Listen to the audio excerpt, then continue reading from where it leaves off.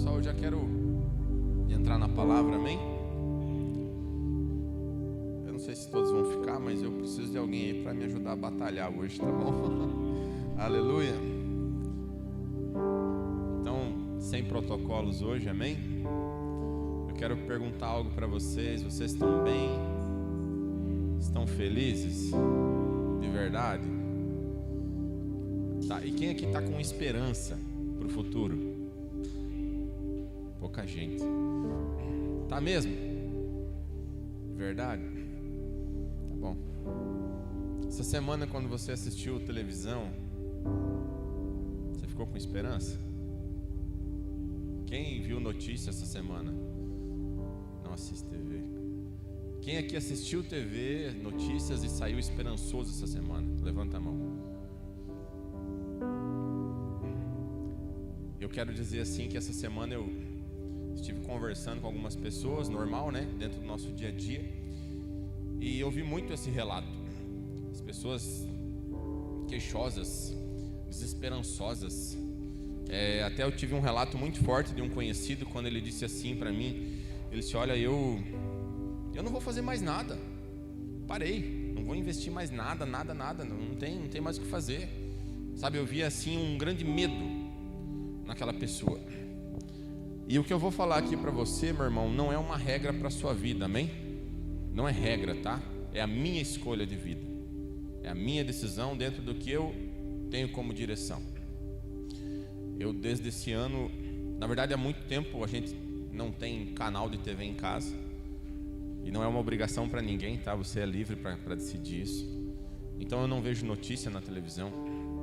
Eu não vejo notícia na internet. Esse ano eu parei de ver notícia. Se você ficar me mandando recado no Instagram, no Facebook, se eu não responder, eu também tô fora. Eu só entro lá, vejo quem me marcou, né? Na semana ali, no dia. Eu reposto o que fizeram e só. Saí das redes sociais, assim, dessa frequência de uso. E por que tudo isso, né? Nossa, Fernando, por que tão radical? Porque eu decidi uma coisa. Eu decidi que quando eu quiser saber alguma novidade, eu vou olhar para cá. Aqui vai ser meu canal de notícia diário, sabe? Porque eu realmente acredito que isso aqui está acima de qualquer coisa. E é por isso que eu quero trazer essa mensagem de esperança para você hoje, amém? Eu quero que realmente, no seu íntimo da sua alma, no seu espírito, se você estava desesperançoso por alguma coisa que tenha acontecido no nosso país ou no mundo, você vai sair daqui avivado, cheio de fé e convicção de que sim, nós estamos no caminho certo. Amém? Então nós vamos dar sequência na palavra de Efésios capítulo 1.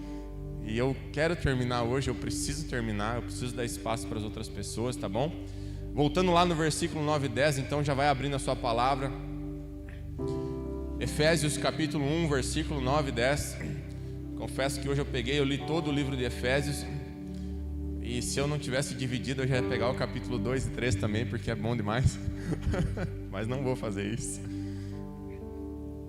Semana passada nós finalizamos no versículo 8, quando a gente começou a entender de Deus que Ele se derramou, amém? E esse derramar é o que a gente está vivendo aqui. É algo muito intenso, não é algo que você pode segurar e reter. Por isso que essa insistência do Rangel no sentido de ministrar isso ao nosso coração. A gente não pode reter o Espírito Santo, porque se Ele se derramou sobre nós, é algo sem medida, é sem proporção, é algo que vem sobre nós e vai além de nós. Nós somos não só cheios, mas nós somos transbordantes do Espírito Santo, amém? Então esse Espírito que habita aí dentro de mim e de você, nós temos que dar liberdade a Ele. E o livro de Efésios vai falar isso depois, mais para frente. Então se nós estamos cheios, nós estamos plenos desse Espírito Santo, e eu creio que você está, assim como eu estou, e eu creio nisso. E você pode talvez ter alguma dúvida quanto a isso, e eu quero dizer que não há dúvidas. Se você recebeu a Cristo Jesus, se você decidiu uma vida por Cristo Jesus, se você tem andado em retidão segundo a sua palavra, se você tem amado a Deus e as suas escrituras, meu irmão, você sim está cheio do Espírito Santo. E você pode até se questionar dizendo assim, mas Fernando, não parece.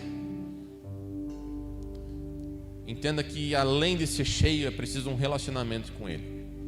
Então talvez o que está te faltando é um maior relacionamento com o Espírito Santo, porque Ele está aí, amém? Então reacende essa chama, em nome de Jesus. Vamos lá, vamos abrir no versículo 9 e 10, que nem eu não abri a Bíblia ainda. Vamos lá, deixa eu abrir aqui.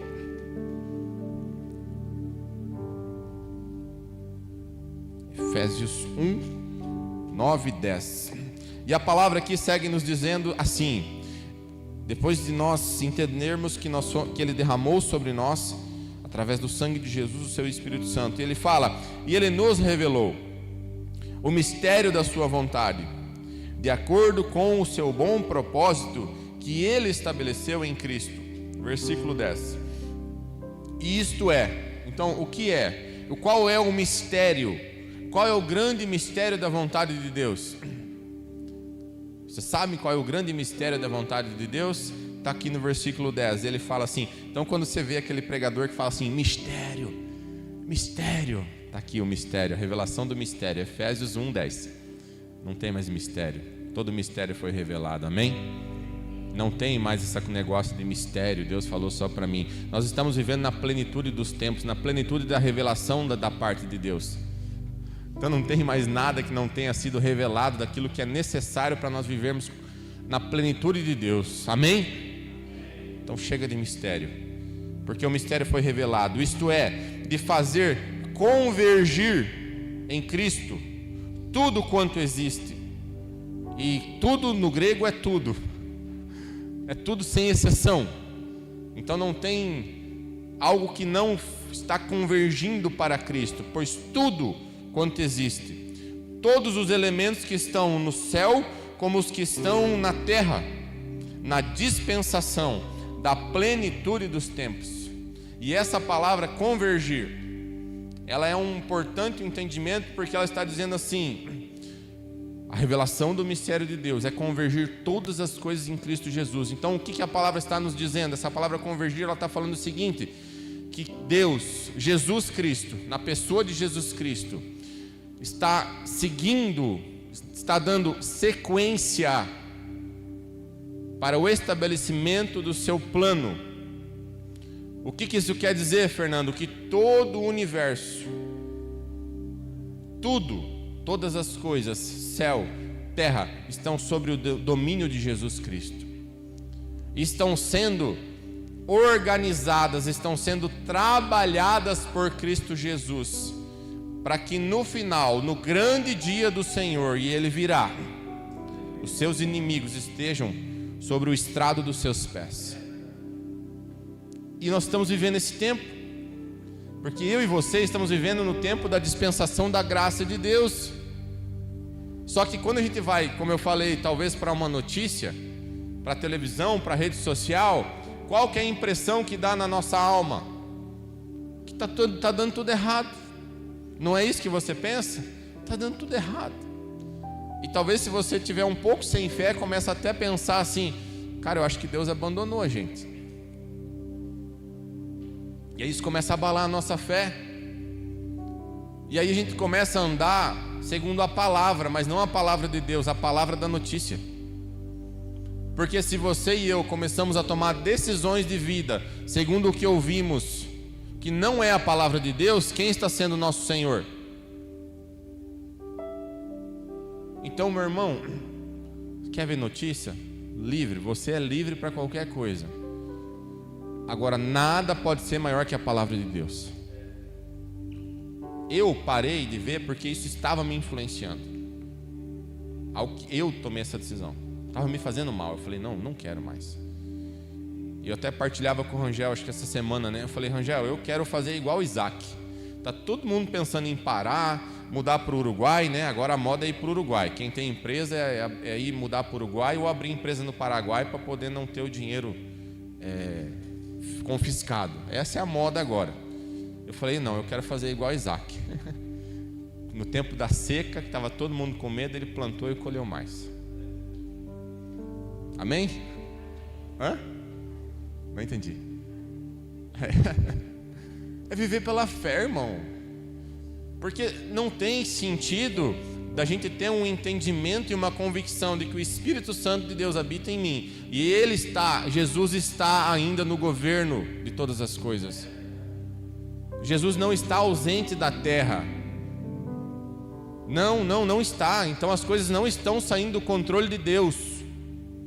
As coisas estão realmente em pleno caminho para o cumprimento pleno da vontade de Jesus Cristo. Por isso que ele está falando aqui nesse versículo, porque daí, depois que o Espírito Santo veio, depois que Jesus morre, tudo está convergindo em Cristo, todos os elementos que estão até no céu, até o universo, está sendo governado por Cristo Jesus. Então seja toda a reconstrução, todo o retorno do plano original que Deus estabeleceu desde o início do mundo para nós, está sendo trabalhado por Cristo Jesus. Ele não perdeu o controle de nada. Ele continua sendo o cabeça de todas as coisas. Ele continua sendo Jesus. É Ele que está assentado à destra de Deus Pai Todo-Poderoso, que está nos céus. E é nisso que nós temos que crer. E Ele virá. E Ele virá, meu irmão. Mas antes que Ele venha, tem algo que também nos dá esperança. Sabe o quê? Porque Ele fala em Mateus 4,17. Ele fala assim: é chegado o reino de Deus. É chegado o reino dos céus. Jesus, ele está falando dele. Em outras palavras, ele está dizendo: chegou o rei. Vocês queriam um rei? Vocês queriam alguém para reinar? Cheguei. É isso que ele está dizendo. Está aqui, Mateus 4,17. Hoje eu vou sair um pouquinho assim, sem protocolo, tá? A Bíblia fala que daquele momento em diante, que é após o batismo de Jesus, feito por João Batista, Jesus passou a pregar e dizer: arrependei-vos, porque é chegado o reino dos céus. Então, a partir do momento que Jesus pisa nessa terra e que Ele morre numa cruz por mim e por você, ali Ele estabelece o seu reino já. E talvez você, mais uma vez, olhe para isso talvez de forma incrédula, pensando assim: mas Fernando, então isso é o reino de Deus? Essa miséria toda aí que está aí fora, essa desgraceira toda que está aí fora, nem sei o que dizer, esse caldeirão de injustiça que está aí fora, isso é o reino de Deus? Você já se perguntou sobre isso ou não? Seja sincero. Aqui todo mundo é sincero. Quem for mentir não vai para o céu. A gente se pergunta sobre isso. Só que aí eu pergunto para você, se você tem dúvida quanto ao estabelecimento do reino de Deus aqui na terra, a questão não é se o reino está ou não está funcionando. A pergunta é: onde está o reino de Deus? Aonde está o reino de Deus? E essa pergunta foi feita para Jesus na palavra. E sabe qual que é a resposta de onde está o reino de Deus? Dentro de mim e de você. Ai, cara, isso não é legal. Não é legal, sabe por quê? Porque se está uma miséria lá fora e eu sou o reino de Deus, então quem é o responsável? Aí, meu irmão, desculpa assim a minha força no que eu vou te dizer aqui. Talvez se eu for assim meio bruto no que eu vou falar. Se a gente ainda está preocupado com meia dúzia de corrupto, injusto nessa terra, sabendo que nós temos Jesus como nosso Senhor, a gente não entendeu nada do Evangelho ainda. A gente nem entendeu quem é Jesus e nem entendeu quem nós somos. E é por isso que nós andamos com medo. E é por isso que nós andamos talvez desesperançosos, olhando para essa terra sem esperança. E aí a gente começa a pensar assim: não, vou parar com isso. Não adianta mais. Não, isso aí não adianta. Não adianta, é só o não adianta, né? Não adianta. Adianta, faça o que Deus te mandou fazer. Assuma aquilo que está dentro de você. Viva segundo o reino de Deus. É aquilo que eu falei um pouquinho semana passada. Jesus vem, nos estabelece como reino, nos estabelece como governantes dessa terra, dentro do seu reino, e nós decidimos viver aonde? Nas periferias, em lugares ilegais, vivendo como miseráveis no sentido espiritual. Sendo que nós, no sentido espiritual, deveríamos estar dentro das casas de governo, E porque não estamos, porque nos acovardamos na fé, na oração. Aí você fala assim: não, Fernando, mas eu nunca vou estar dentro de uma prefeitura. Meu irmão, você não precisa estar dentro da prefeitura, mas a tua oração tem que estar lá dentro.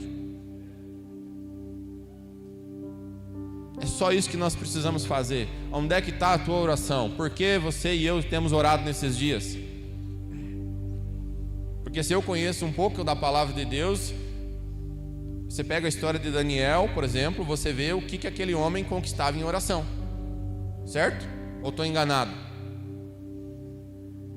A gente vê inúmeras vezes na palavra de Deus, quando o povo de Israel estava em oração, porque estava sendo oprimido.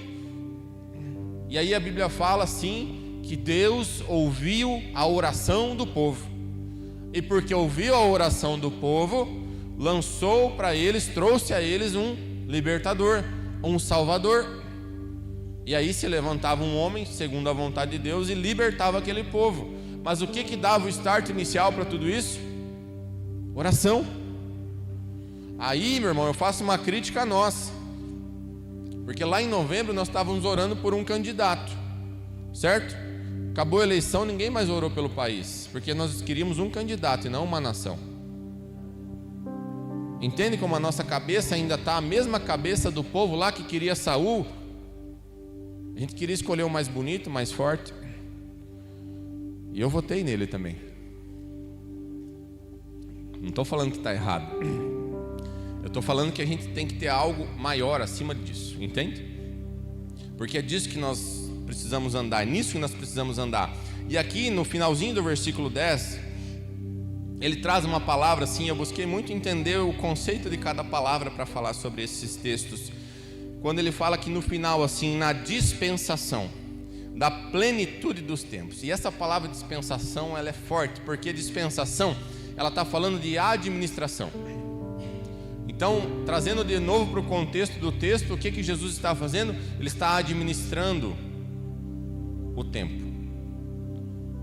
Então, como a Bíblia também nos fala, Deus ele não deixou de olhar para a terra. Deus ele não deixou de olhar para as injustiças, maldades e corrupções dessa terra. Não. Deus ele é benigno, bondoso e misericordioso. E pela sua graça, a justiça ainda não foi manifesta, mas uma hora ela será. Uma hora ela será. Porque da mesma forma que Deus é bondoso e misericordioso, Ele também é irado, quando precisa da ira para trazer justiça. Então Deus não está ausente, Ele está dando tempo para que todos nós, inclusive nós, porque nós também somos corruptos, tá? Não fica só pensando no cara que está longe lá no Distrito Federal, não. Vamos falar da gente também. Ele está dando tempo para que nós nos arrependamos dos nossos pecados. Porque se Ele fosse liberar a sua ira de forma instantânea, ninguém seria salvo nessa terra. Nós só somos salvos pela sua graça e misericórdia. E Deus é tão bom e tão amoroso e tão misericordioso que essa mesma graça que nós alcançamos também está sendo derramada sobre eles. E Deus também está dando tempo para que eles se arrependam. Olha para a palavra. Não sei agora te dar a referência do texto, agora me faltou aqui, mas a história eu lembro. Nabucodonosor, rei da Babilônia. A Babilônia representa o sistema mundial, certo? Tanto que lá em Apocalipse a Bíblia fala que o sistema babilônico ele vai cair, ele vai acabar. Então esse sistema do mundo, tá? Não estou falando do mundo terra, estou falando do sistema. O sistema que tem a ver com o príncipe desse mundo que é Satanás. É isso que eu estou falando. Então há uma briga de reinos. Existe o reino de Deus e o reino das trevas. Nós pertencemos ao reino de Deus. Mas quem está no reino das trevas? Nabucodonosor, ele representava tudo isso. Babilônia representava tudo isso. E eles pegam o povo de Deus e fazem cativo. E a Bíblia fala, meu irmão, que Nabucodonosor era um servo da parte de Deus. E ele oprimia e maltratava e fez todas as maldades com o povo de Israel. Mas no fim da vida esse homem se converteu. O cara, ele que era o rei da Babilônia, ele também se converte. Ele fica, não lembro agora quantos anos vivendo como um animal selvagem, até que volta a lucidez, e então ele reconhece que existe um Deus sobre essa terra, e ele passa a servir esse Deus. Então não há ninguém que seja impossível de Deus alcançar. Então não só ore pela justiça, mas ore pela graça também, sobre todas essas pessoas. E dispensação está falando de administração. Então todo esse tempo que estamos vivendo está sendo administrado por Jesus. Nós não estamos aí vivendo a qualquer, à mercê do tempo. Não. Está tudo dentro do controle do Senhor. E essa palavra dispensação eu gosto muito, porque lá em 1 Coríntios 4, versículo 1 e 2, ela é repetida. E ela fala assim: que os homens nos considerem como ministros de Cristo. E o que? Dispenseiros do que? Dos mistérios de Deus. O que é o mistério de Deus? Qual que é o mistério de Deus? A gente leu aqui no versículo 10, que todas as coisas estão convergindo em Cristo Jesus, estão sob o seu controle e a sua administração. E o que está sendo escrito aqui em 1 Coríntios 2, 1 e 2, melhor dizendo, que as pessoas olhem para nós, que os homens nos considerem, agora é nós aqui, tá? Como o quê? Ministros de Cristo. As pessoas olham para mim e para você e reconhecem um ministro de Cristo? A pergunta. Ou a gente é ministro do outro lado. Versículo 2: além disso, requer-se dos despenseiros, dos administradores. Certo? Quem são os administradores? Nós somos. Paulo está falando, as pessoas têm que olhar para nós. O que ele espera de nós? Que cada um se ache fiel. Então as pessoas têm que olhar para nós e reconhecer que somos ministros da parte de Deus, certo? E que nós que somos os despenseiros. E por que eu quis trazer esse texto dentro do texto aqui de Efésios?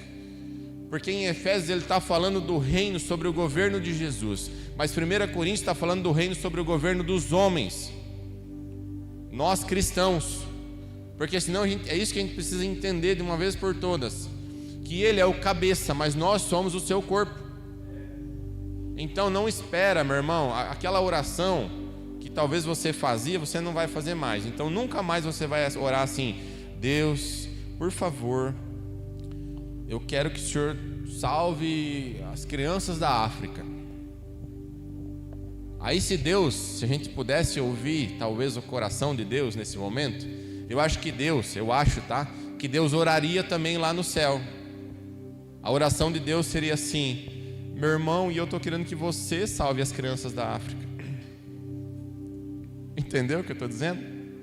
A gente está orando pedindo para Deus fazer aquilo que Ele mandou que a gente faça. E Ele não só nos mandou, mas nos capacitou para tal. Entendeu o porquê que o nosso reino talvez não está como está?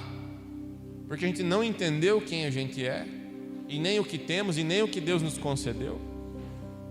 Então não ora mais, meu irmão: Deus, levanta alguém para pregar o evangelho para o fulano. A não ser que ele esteja muito longe, impossível do seu alcance, e é a vontade de Deus que você pregue o evangelho para essa pessoa. Não terceirize mais o que Deus mandou a gente fazer. Se Deus te mandou fazer, faça. Parece impossível? Então é de Deus. Se fosse possível, talvez não fosse. Essa é a graça do evangelho. Então nós somos os despenseiros aqui na terra. Nós estamos fazendo o quê? Administrando o quê? As coisas de Deus. E aí eu te pergunto: o que Deus deu para mim e para você? Quem sabe? Quem arrisca? Capacidade. Através do quê? Do Espírito Santo. Então, se eu tenho que me achar fiel, eu tenho que me achar fiel ao quê? Ao Espírito Santo. Então não é só fidelidade no sentido de santidade, é fidelidade no sentido de entender o que recebemos, que somos cheios do Espírito Santo. E se Ele coloca isso de nós temos que ser fiel a isso, amém? Quer ver? Vou bugar a tua cabecinha. Eu adoro fazer isso. Abre lá Mateus 25. Vou abrir aqui também. Ah, eu gosto quando... Ih, que legal isso.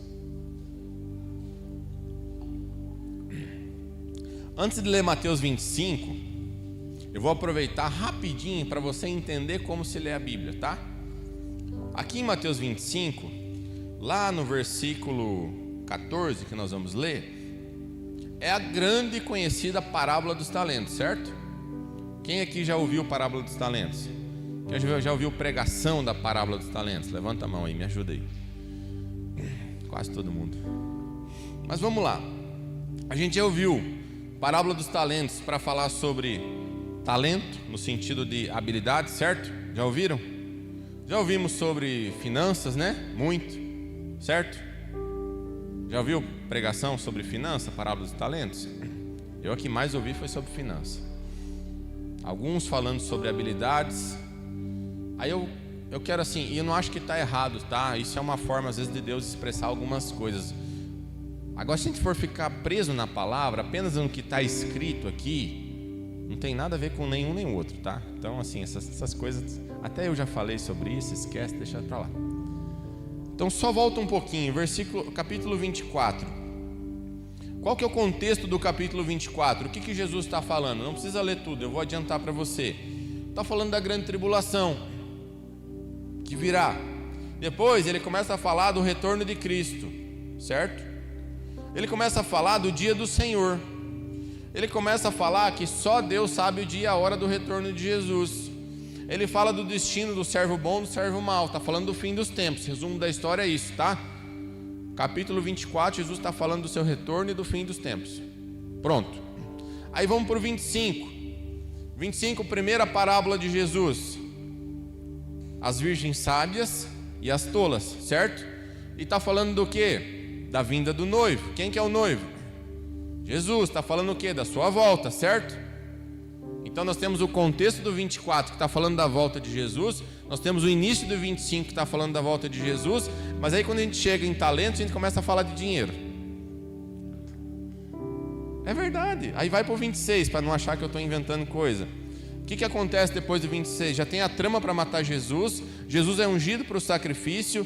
Tem o pacto de traição e a ceia. Ficou dúvida que não tem a ver com dinheiro? Então tá, agora vamos ler o texto, rapidinho. Eu não vou ler tudo, porque nós estamos falando de Efésios.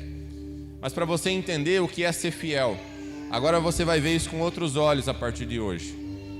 Versículo 21, parafraseando tudo, você sabe, né? Você conhece a história. Versículo 21 está dizendo assim: respondeu-lhe o Senhor: muito bem, servo bom e fiel. Foste fiel no quê?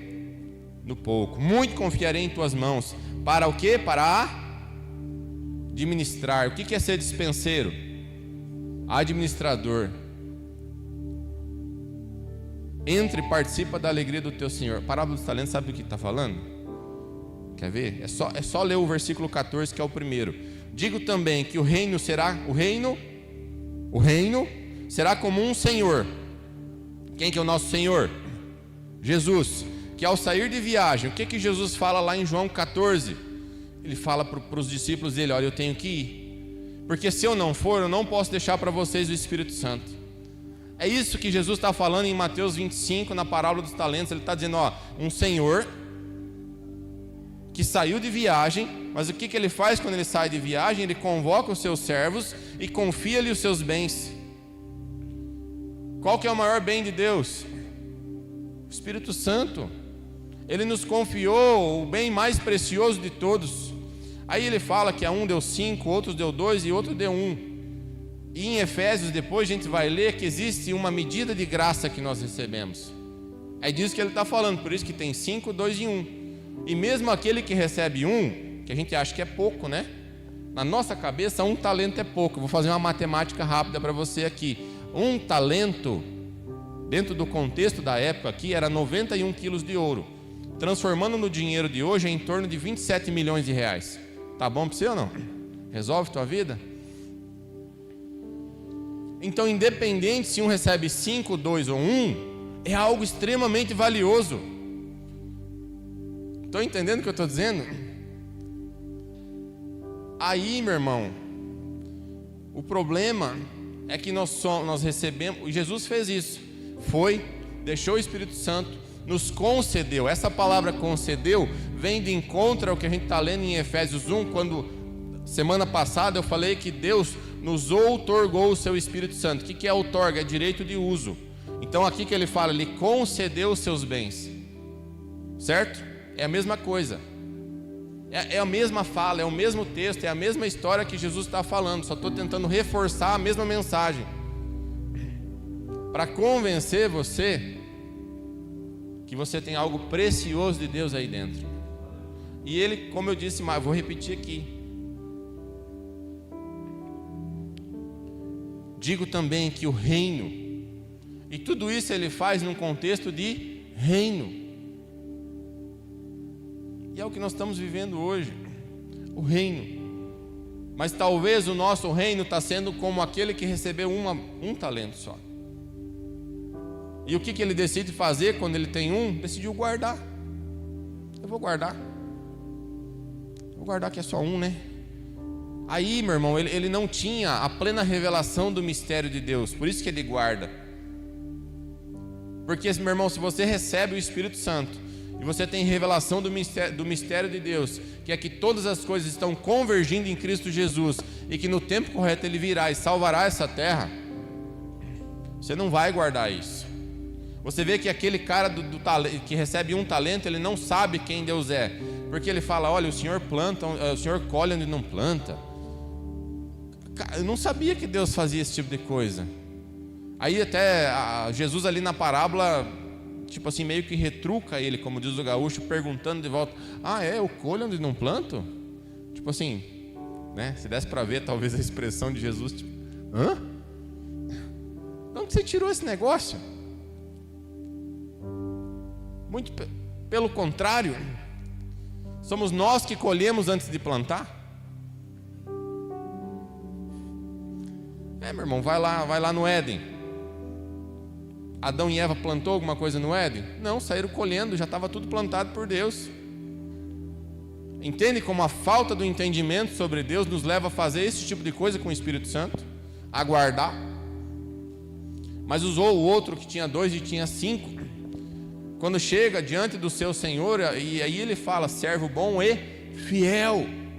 Fiel ao quê? Fiel ao que recebeu. Você tinha 5, você me trouxe mais 5. Qual é a porção que você recebeu do Espírito Santo, meu irmão? Não sei, nem eu sei em número, não dá para falar, não dá para expressar. Agora, aquilo que eu recebi, eu preciso multiplicar. Isso sim. E às vezes as pessoas, quando a gente tem alguns atos de amor, as pessoas perguntam assim, cara, por que você está fazendo isso por mim? É muito comum isso, né, Cláudia? As pessoas falam, não, deixa para lá. Por que você está fazendo isso por mim? Eu estou fazendo o que um dia alguém fez por mim. Eu só estou replicando o que fizeram por mim. Entendeu? Isso é o Evangelho de Jesus. Se você um dia foi agraciado por algo e por alguém, esse é o mínimo que você tem que retribuir. Esse é o mínimo. Porque a ideia é a multiplicação dos filhos de Deus. Então, as pessoas, sabem o que o mundo precisa? Uma coisa só, o Espírito Santo. Só. Essa é a necessidade e o anseio do mundo. A pessoa que tem um encontro com o Espírito Santo verdadeiro, ela pode até um dia voltar a viver uma vida em pecado, mas ela nunca mais vai esquecer e ela nunca mais tem a capacidade de negar a Deus. Eu me converti assim. Estava dentro do meu quarto, assistindo televisão sozinho numa quarta-feira à noite. Era em torno de 8:30 da noite. Liguei num canal religioso, tinha um padre pregando. E ao ouvir a pregação daquele padre, eu sou batizado no Espírito Santo dentro do meu quarto sozinho. Ninguém orou por mim. Eu estava vivendo daquele jeito. Mas eu fui tão inundado pelo Espírito Santo que eu levantei outra pessoa de lá. E eu passei por muita coisa depois, mas eu nunca pude mais negar que Deus existia, de forma alguma. E era, cara, e eu tenho até saudade um pouco dessa época, sabe? que o Espírito Santo ele era tão latente na minha vida, eu vivia tantas experiências doidas com o Espírito Santo, que às vezes eu tenho saudades, às vezes eu oro e digo, Deus, dá para fazer uns negocinhos daquele de novo, né? Era tão gostoso, era tão bom, era tão desafiador algumas coisas que o Espírito Santo nos direcionava e nos falava. Uma certa vez eu estava em casa desempregado, tinha o carro na garagem, eu lembro que toda vez que eu descia na garagem, eu olhava para aquele carro e ficava incomodado. Falei, tá aí parado, não está produzindo nada, tá, né? Eu já meio que murmurava com Deus. Não gosto de coisa não produtiva, é um negócio meu. Um dia eu desci também no prédio, fui na garagem, olhei para o carro, o Espírito Santo falou comigo, vai e empresta teu carro para fulano. Ai, caramba, e agora, né? Falei, vamos lá, né? Eu entrei dentro do carro, não sabia nem onde o cara estava. Eu saí da garagem assim, ó, virei para a direita, virei para a esquerda, na primeira esquina, na frente do nosso prédio tinha uma loja de carro usado. O cara estava dentro da loja de carro usado. Era um irmão da nossa igreja. Aí eu, opa, tá fazendo sentido, né? Entrei na loja. Aí esse cara estava dentro do escritório junto com outro irmão da nossa igreja que era o vendedor da loja de carro usado. Aí eu conheci os dois, entrei junto e eu escutei ele negociando um carro com o vendedor e dizendo assim, cara, eu preciso de um carro, porque se eu não conseguir um carro essa semana, minha esposa vai ter que parar a faculdade, que ela conseguiu bolsa e um monte de coisa, e nós vamos ter que voltar para a cidade que nós morávamos, vou ter que abandonar o empreendimento que eu comecei aqui agora. Eu recém cheguei na cidade.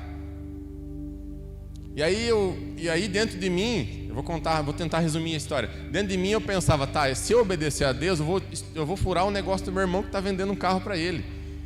Aquilo ficou uma luta dentro de mim. Aí eu falei, Deus, se vira agora, eu não quero ficar inimigo do cara, né? Eu sei que resumiu, não tinha carro disponível, não deu negócio. Quando eles terminaram de falar, que eu vi que não tinha o que fazer, eu peguei a chave do carro assim, larguei em cima da mesa e falei para ele, Eduardo, o nome dele, amigo nosso até hoje. Falei, Eduardo, eu vim aqui porque Deus mandou eu te emprestar meu carro. Eu só estava esperando vocês finalizar a conversa. Aí, não, mas como assim, não sei o que, não vou, tal. Tem que falar com o pastor. Eu falei, cara, você fala o que você quiser, eu não vou desobedecer a Deus, pega a chave e vai. Aí ele ficou 30 dias andando com o carro e me devolveu. Eu falei, cara, que coisa maravilhosa ouvir o Espírito Santo, sabe? E teve outras inúmeras, podia passar aqui só um culto falando só sobre dessas doideiras que Deus fez. Isso. Ele tinha um carro da empresa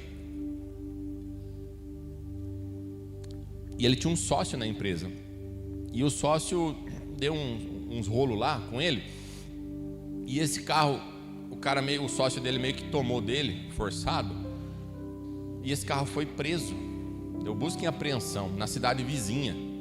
E a cidade que nós morávamos é uma cidade muito pequena, e um dia ele foi testemunhar na igreja. Ele falou, cara, se eu tivesse ficado com o meu carro, ia ter busca e apreensão aqui, todo mundo ia saber, e eu estou começando em empreendimento, ia pegar mal pra caramba, e eu sou crente, né, só para lembrar. Ele falou que tu vê até nisso, que Deus tirou o carro para ele não ser envergonhado, e ele não ficou a pé. Então às vezes as coisas parecem erradas, mas Deus está no governo de todas as coisas. Que hora é? Dá para ir mais, né? Versículo 11 e 12, que eu tenho que terminar isso aqui. Ou melhor, 11 e 12. Ah tá, que eu estou em Mateus aqui, por isso que eu estava achando estranho. Achei aqui. Efésios 1, de novo, 11 e 12, fala assim: nele, Jesus, fomos também escolhidos, tendo sido predestinados conforme o plano daquele que cria absolutamente tudo. Cria no sentido de criar, criação, de acordo com o propósito da sua própria vontade. Versículo 12, com o objetivo de que nós, os que primeiro esperamos em Cristo, sejamos para o louvor da sua glória. A palavra escolhidos aqui, ela está falando de herança. Nós somos a herança do Senhor. Nós somos a posse particular de Deus. E sabe o que garante isso? Sabe o que garante que nós somos posse particular de Deus? Versículo 13, quando ele fala assim: nele igualmente vós, tendo ouvido a palavra da verdade, o evangelho da vossa salvação, e nele também crido, fostes o quê? Selados com o Espírito Santo da promessa. Ah, meu irmão, Cara, se você já ouviu o evangelho? Já? Sim? Sim? Você já deu uma resposta para Jesus? Sim. Cara, você foi selado com o Espírito Santo da promessa. Ninguém tira isso, cara. Tem uma marca em mim e em você que garante que nós somos propriedade exclusiva de Deus. Aí, meu irmão, que lindo, cara. Não tem mais dúvida que sou filho, que sou amado, porque se Ele me selou com o Espírito Santo da promessa, é a garantia, a outorga, que aqui no final de tudo, versículo 14, que é a garantia da nossa herança. Qual que é a nossa herança? Para a redenção. É a nossa redenção da propriedade de Deus. Nós somos propriedade de Deus para o louvor da sua glória. Cara, não dá mais, como o Rangel disse, não dá mais para ficar como igreja do jeito que está. Miserável, pobre, cego, nu, e achando que é rico, e achando que está abastado. Deus está querendo que a gente seja fiel com o que Ele nos deu, amém? É isso que Ele espera. Ai meu Deus, o que eu faço aqui? E aí ali no versículo 15 em diante, a palavra fala assim: por esse motivo também eu tenho ouvido falar da fé no Senhor Jesus, que existe entre vós, e do amor fraternal com todos os santos. Não cesso de dar graças por vós, recordando-me de vós em minhas orações, para que o Deus de nosso Senhor Jesus Cristo, Pai da glória, vos dê o espírito de sabedoria e de revelação no pleno conhecimento dele. Se eu fosse fazer uma oração hoje, seria essa oração de Paulo. Para quê, Fernando? Para que tenhamos revelação, sabedoria do pleno conhecimento dele.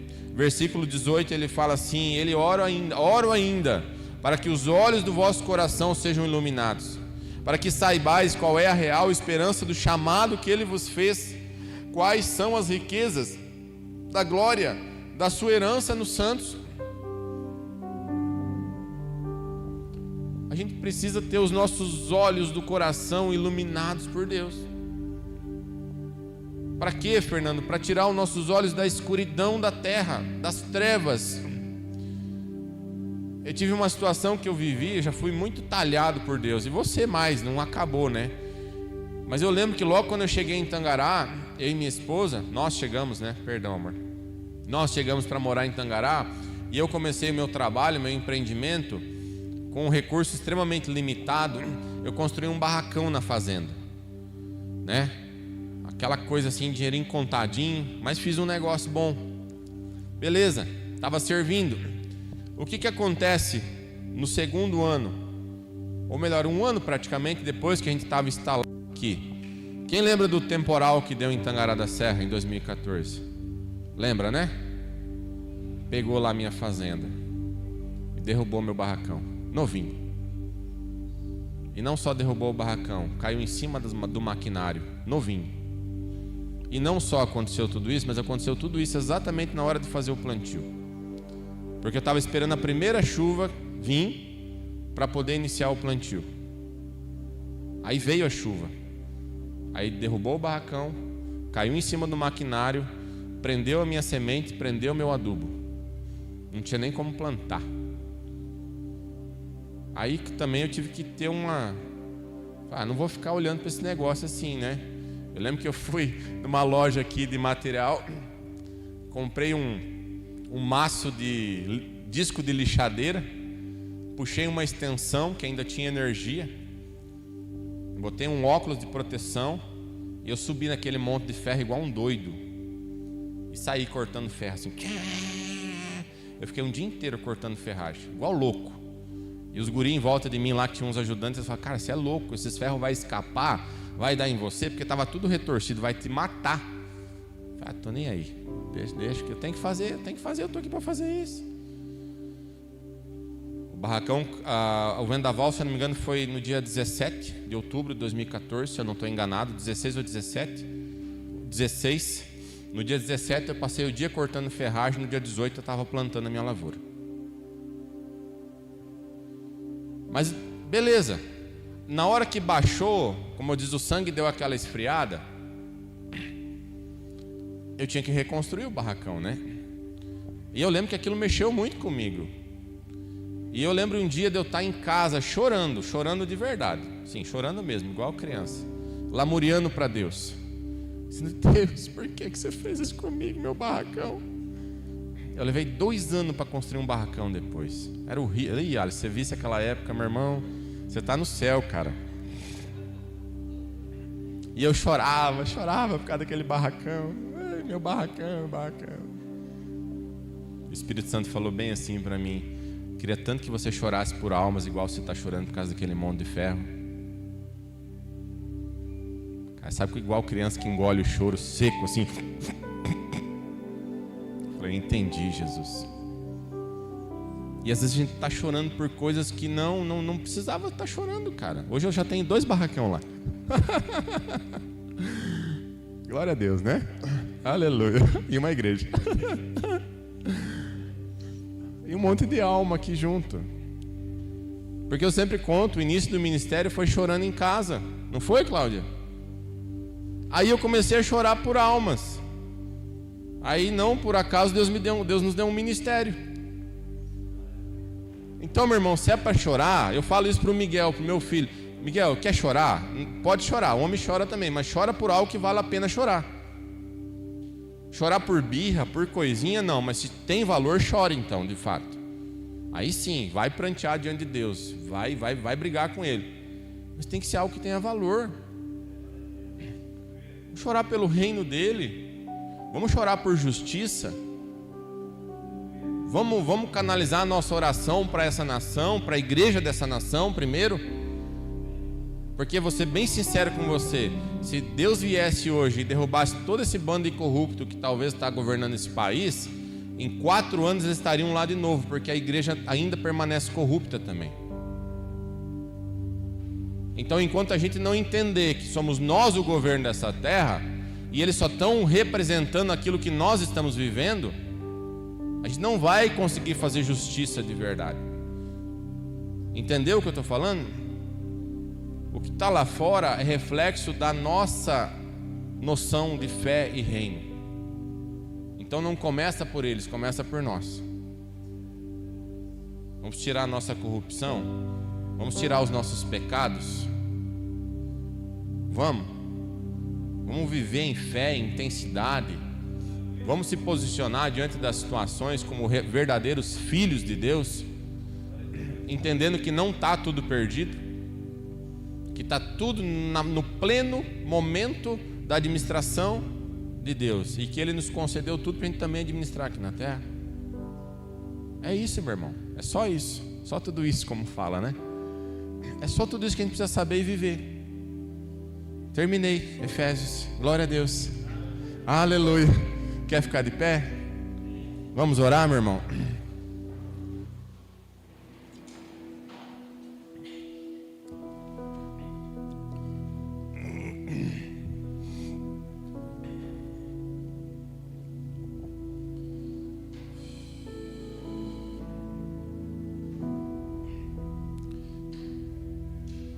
Versículo 22 aqui, 23, eu já li na primeira vez que falei, mas eu preciso reforçar ele.